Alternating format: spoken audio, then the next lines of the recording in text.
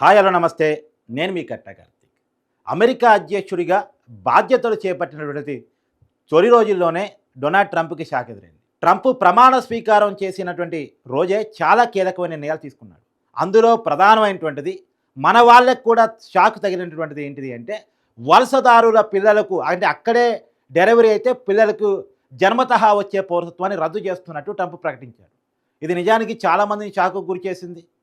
ఫిబ్రవరి 20 నుంచి ఈ నిర్ణయం అమల్లోకి రాబోతుందని తెలుసుకున్నటువంటి అక్కడున్నటువంటి వలసదారులు వెంటనే డెలివరీ చేయించుకోవడం కోసం, ఎవరైతే ప్రెగ్నెంటెడ్ ఉమెన్స్ ఉన్నారో వాళ్ళు వెంటనే ఫిబ్రవరి 19 లోపల డెలివరీ చేయించుకోవడం కోసం ఏమైనా అవకాశాలు ఉన్నాయా అని చెప్పేసి అమెరికా ఆసుపత్రులకు క్యూ కట్టారు.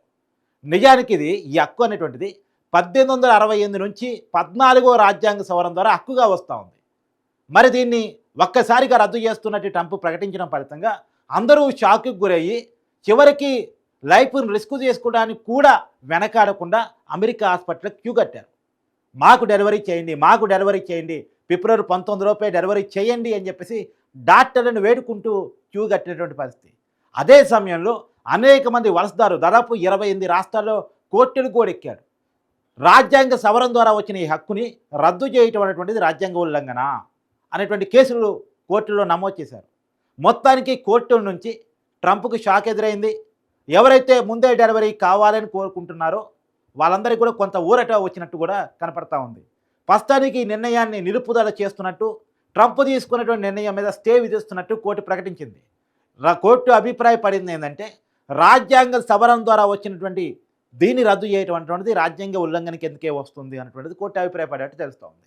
మరి రాబోయే కాలంలో ట్రంప్ పైకోర్టుకి వెళ్ళి ఈ స్టేని వెత్తేపించుకుంటాడా ఏంటి అని చూడాలి. కానీ ఇప్పటికైతే తాత్కాలికంగా అయితే ఒక ఉపశమనం దక్కింది. కంగారు పడాల్సిన అవసరం లేదు, ముందే డెలివరీ చేయించుకోవాల్సిన అవసరం లేదు. ఇప్పటికైతే ఉపశమనం దక్కింది.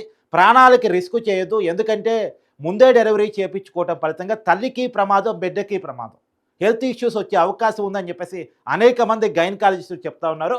అలాంటి కంగారు పడే పనులు చేయకండి. సహజంగా వీళ్ళ ఉద్దేశం ఏంటి అంటే, పిల్లలకి పౌరసత్వం వస్తే ఆటోమేటిక్గా పిల్లల ద్వారా పెద్దలకు కూడా పౌరసత్వం వస్తుంది, అక్కడే సెటిల్ కావచ్చు, ఫైనాన్షియల్గా అమెరికా అనేది బెటర్ ప్లాట్ఫామ్, అందుకనే అమెరికాలో సెటిల్ కావడానికి చాలామంది ఇంట్రెస్ట్ చూపిస్తూ ఉంటారు. అక్కడికే జాబులు వచ్చి వెళ్ళినటువంటి వాళ్ళు, చదువుకొని అక్కడే జాబులు తెచ్చుకునేటువంటి వాళ్ళు అక్కడే సెటిల్ అవుదాం, ఫ్యామిలీని అక్కడే లీడ్ చేసుకుందాం అని చెప్పేసి ఆలోచిస్తూ ఉంటారు.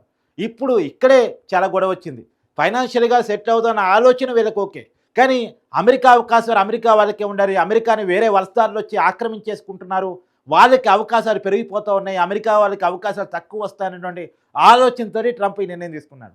ఇది మంచిదా చెడ్డదా అంటే దాంట్లో రకరకాల కోణాలు, రకరకాల ఆలోచనలు, రకరకాల అభిప్రాయాలు ఉన్నాయి. ఎందుకంటే ఒకప్పుడు టెక్నాలజీ పీపుల్ కావాలని పెద్ద ఎత్తున వలసలు ప్రోత్సహించిందే అమెరికా. రెవల్యూషన్ ఉండాలి, అవకాశాలు ఎక్కడికి వస్తే అక్కడ వెళ్ళిపోయేటట్టు ఉండాలి తప్ప స్థానికులకి అవకాశాలు అనేటువంటి నినాదం కరెక్ట్ కాదని చెప్పింది దేశం అమెరికా. మరి ఇవాళ అమెరికా మాట మార్చుకున్నంత మాత్రాన మిగతా వాళ్ళంతా సఫర్ కావాలా? వాళ్ళ ఆలోచన మార్చుకోవడం ఫలితంగా మన దగ్గర నుంచి అక్కడికి పోయిన వాళ్ళంతా ఇప్పుడు సఫర్ కావాలనేటువంటి ఆలోచన చాలామందిలో వస్తూ ఉంది. ఏది ఏమైనా ప్రస్తుతానికైతే తాత్కాలికంగా కోర్టుల ద్వారా అక్కడ ఉన్నటువంటి వలసదారులకు కొంత ఉపశమనం దక్కింది. ఇప్పటి వరకు 1868 నుంచి 14వ రాజ్యాంగ సవరణ ద్వారా ఎవరైతే శరణార్థులు ఉన్నారో, ఎవరైతే వలసదారులు ఉన్నారో, స్టూడెంట్ వీసా ద్వారా పోయి ఉండొచ్చు, టూరిస్ట్ వీసా ద్వారా పోయి ఉండొచ్చు, H1B వీసా ద్వారా పోయి ఉండొచ్చు, ఎవరైతే అక్కడ సెటిల్ అయ్యి అక్కడే పిల్లల్ని కందామని ప్లాన్ చేసుకుంటా ఉన్నారో వాళ్ళకి ప్రస్తుతానికి కోర్టు స్టే ద్వారా ఉపశమనం దక్కింది. కంగారు పడాల్సిన అవసరం లేదు, ముందే డెలివరీల కోసం హాస్పిటల్ క్యూ కట్టాల్సినటువంటి అవసరం లేదు. మీ వాళ్ళు అమెరికాలో ఎవరైనా ఉన్నా వాళ్ళకి ఈ విషయాన్ని తెలియజేయండి. అమెరికాలో కూడా తానాలంటి ఆర్గనైజేషన్స్ కోర్టు తీర్పుని ఖచ్చితంగా వాళ్ళందరికీ తెలియజేయడం కోసం ప్రయత్నం చేస్తున్నాయనేటువంటి సమాచారం నాకు అంతా ఉంది. అయినప్పటికీ కూడా ముందే డెలివరీ చేయించుకోవాలని తాపత్రయపడుతున్న వాళ్ళు, సమాచార లేమితో ఇబ్బంది పడుతున్నటువంటి వాళ్ళకి ఈ సమాచారం చేరవేయండి. అమెరికా ఫెడరల్ కోర్టు అంటే జిల్లా కోర్టు మన భాషలో చెప్పాలంటే కొంత స్టే తీసుకొచ్చింది. కానీ ఈ స్టే ఎన్నాళ్ళు ఉంటుంది? మళ్ళీ ట్రంప్ పైకోర్టుకు పోయి స్టే ఎత్తేపించుకోవడం అన్నది క్వశ్చన్ మార్క్. నిజమే కావచ్చు, కానీ ప్రస్తుతానికైతే ఒక చిన్నపాటి ఉపశమనం దక్కింది. రెండోది, ముందే డెలివరీ చేయించుకోవటం వల్ల చాలా ఇబ్బందికరమైనటువంటి పరిస్థితులు వచ్చే అవకాశం ఉంటుంది. దాదాపు డాక్టర్లు కూడా దాన్ని చెప్పే అవకాశం ఉంటుంది. మరి చూడాలి రాబోయే కాలంలో ఏం జరగబోతుంది అనేటువంటిది.